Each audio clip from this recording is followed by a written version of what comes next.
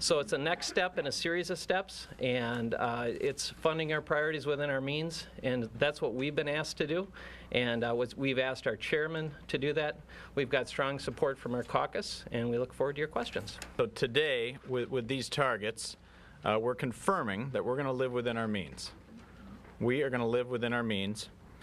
We're going to build a budget based on what is in Minnesota's checking account.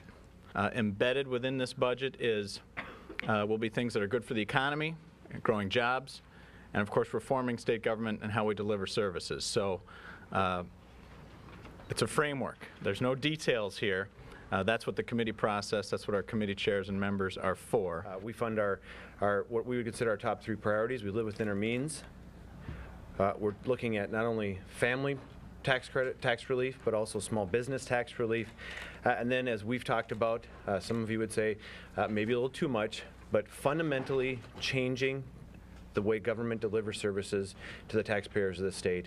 Looking at real reform, which is really tough, which is really heavy lifting, not always the most exciting thing in the world, but it lives within our means, and it actually changes the way we think government should deliver services to the people who pay for it each and every day. I think the new direction today is turning away from tax and spend and borrow. That kind of governing budgeting philosophy of the 1970s will not work anymore. We're going to turn away from tax and spend and borrow, and we're going to try to grow the economy. We're going to try to grow the economy, not grow government, grow the economy. So is there a tax cut in here for job creators? You bet there is. Fortunate that we have to do this, but I think history has shown is that the government just keeps growing, and we cannot contain it. And so I think this is an opportunity to let the voters make a change to our Constitution. We hear a lot about living inside our means, but government has no means. Government has to live inside of our means. The headlines would be the largest tax increase ever proposed by a governor, Minnesota governor, $3.35 billion in new tax increases, highest income tax rate in the country, 13.95% now on the highest bracket. And what our map is talking about is that while Governor Dayton is proposing this 22.3% increase in state general fund spending, these governors, Democrats and Republicans, as you can see indicated in the red and the blue, are taking stands against new taxes. They're cutting taxes. They're making their states more competitive. This proposal puts your faith in government, more taxes, more programs. Our faith is in the job providers, the hardworking women and men of our great state that go out every single day, take that risk, take that chance, start a new business, add a new line of sales.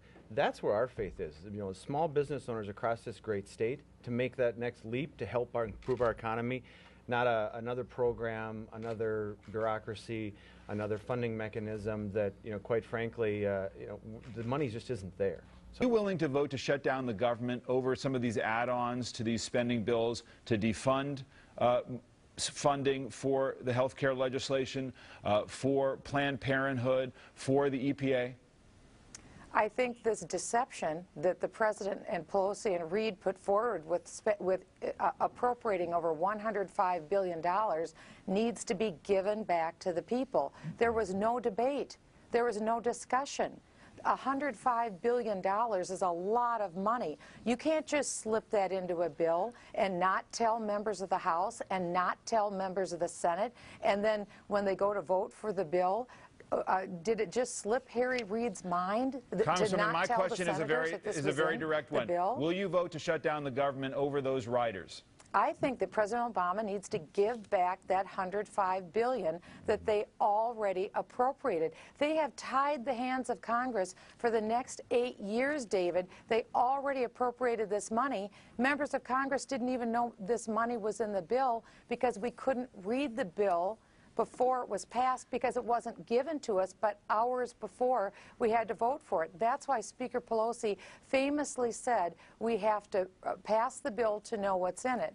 Members of Congress weren't even given the courtesy of time to read the bill. This $105 billion has to be given back before we can start any other discussions. If you look at what he's proposed in the past, Gretchen, he wanted to have $400 billion of reduction over 10 years. So that would average about $40 billion a year when we have $1 trillion plus deficit every year and as far as the eye can see. So we have the President of the United States as a lagging indicator, somebody who's lagging behind the debate instead of leading.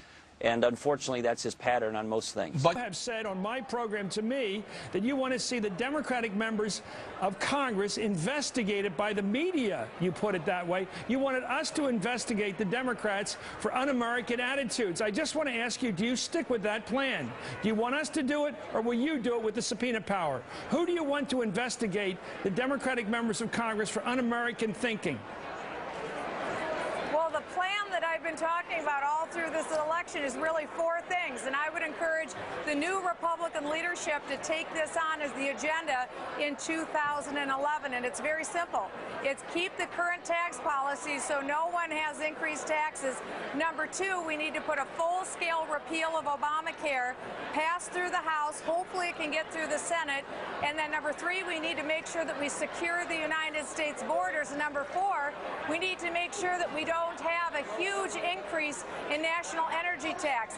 Those are the four issues that the American people want the Congress to deal with because they want to get certainty back into the economy. Right. What this election shows is that people believe in this country. They love free enterprise. Right. They love capitalism. They want to make sure that we have jobs going forward. Let me ask you, Congresswoman Bachmann, are you hypnotized tonight? Has someone hypnotized you? Because no matter what I ask you, you give the same answer.